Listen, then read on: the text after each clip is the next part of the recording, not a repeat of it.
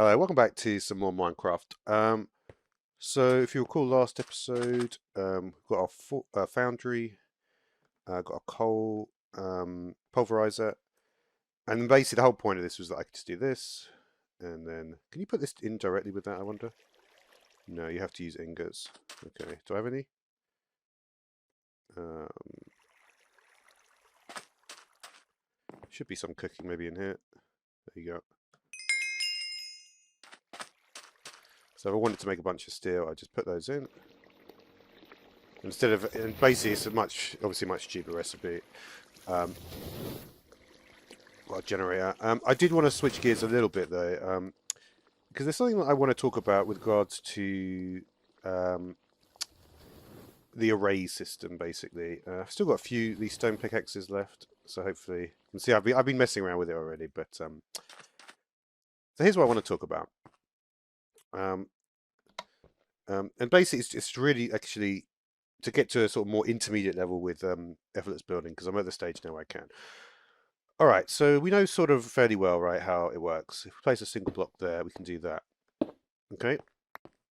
Now, if we add an array to that, so let's have a look at the array. You can see I've got 1114. What we're going to do is we're going to do a template of 1104. It's going to work better. And you see that even when I'm in the single block mode, and that basically lets me do something like that, right? So it's kind of interesting how that works. Now, if we move on to line, what I wanted to do with line is basically to add our randomizer from the hotbar, use template, right? And then recall the only way that to get it to actually work is if we go into here, right? But you have to first of all you have to actually set it. So you do randomizer, we do hotbar, use template, save, right? Then if we look at it in the alt menu, you see cobblestone, pine log, cobblestone, right? Which is what I've got in basically all the blocks that I've got in the inventory. Okay. So what we can basically do with that, right, is then we have to basically make sure that it's going to. So then, if because it's already been saved, it's already got that information there. Then when we move through here, you see, then it actually lets you into the menu. That was something that was taking me a while to actually work out how that was working. Right. So we've got these 3 blocks, right? Now this is an interesting point, right? Because generally, I think if you want to have, generally you want to have precise control over what is actually going on, right? So really what you want, so you could do it for instance like this, right? 1 1 1, right? Right. So we're in line mode at the moment. What's that? This on 4, the array is 4, right? So that's not going to be what we want. So then we can just change our array to be a count of 3, right? Then we can basically get it, right? So if we look at that, you can see I can place like that. But you'll notice that basically it does it slightly differently when you start placing it more. So that is basically the stage that I'm at now, and I want to just sort of think about this and try and work out how we can get a nice sort of setup with this, right? And what I basically came to the conclusion of before is that you have to think about the length of the thing, right? So say I want to do a 3 length. I want to do it in 3s, right? Then I could just do a 3. It puts it in the middle. But of course I can't do 2 because then it doesn't work. You can see it's not working there. So that's basically what you have to think about. You really have to know what your count is going to be when you're placing the blocks, right? I couldn't place it. You can't do multiples. Can't do anything like that. It has to be the exact amount. But in that way, I could potentially do that. And here you can imagine. And you can imagine also then, if we think about the more advanced ones, right? You know, like these guys, like the radial, all the different radial mirror transformers. They'd be able to get more interesting stuff as well in there, right? So, so that's a good start though, right?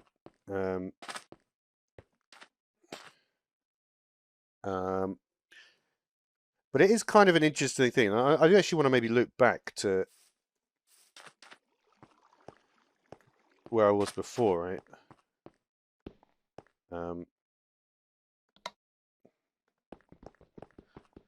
Maybe try and make it a bit more sensible, this.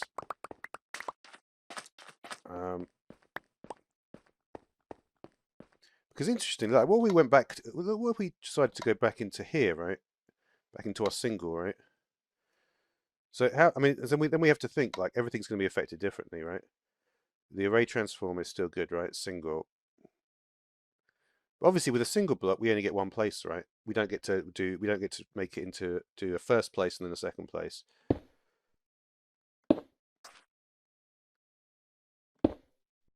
And interestingly, it doesn't do anything. And I think the reason why we could say it's not doing anything there, it's actually a lot easier to break though.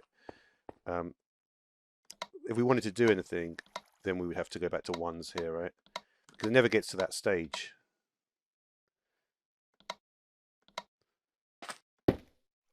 Okay. So I could. And if you're wondering why when I turn around it keeps on saying the same axis, that was probably to do with the settings on it, right?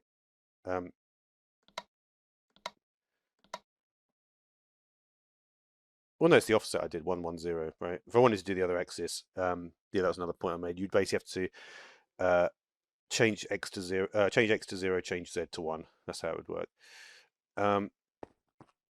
Which we just may as well show that, right? So we basically have to do something like this, and you can see we get it. Yeah, well, you'd have to use -1 as well, right? But it would still work just the same, right? And that break is super clean as well. So depending on how you might want to operate that, but you see now I can't break this so cleanly, so then I'd have to go back.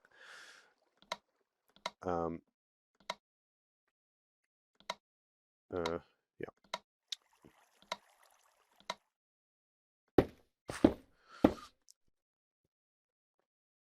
Okay, so yeah, I mean, there's a lot to think about with that. And what I wanted to do is basically get a tunnel where I could have the walls be as one material, and then have the roof and the floor be something else, for instance.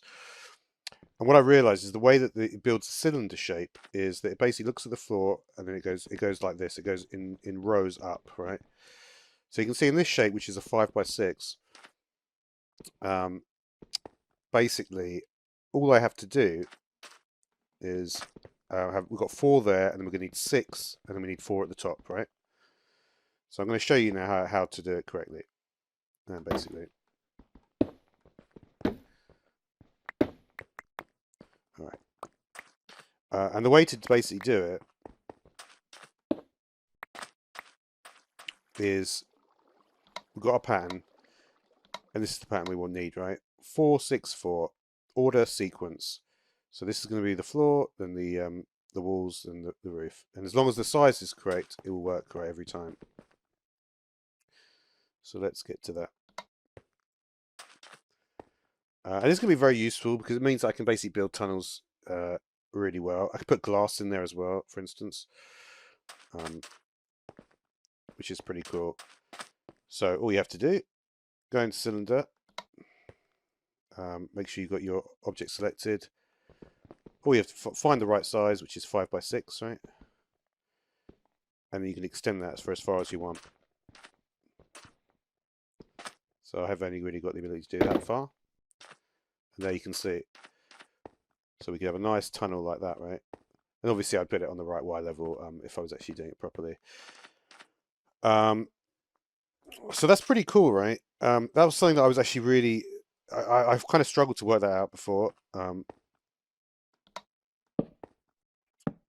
It's not that straightforward to do it, but I'm glad that I've actually figured it out now. So you can see it's going to be very useful to be able to choose what materials you have for everything.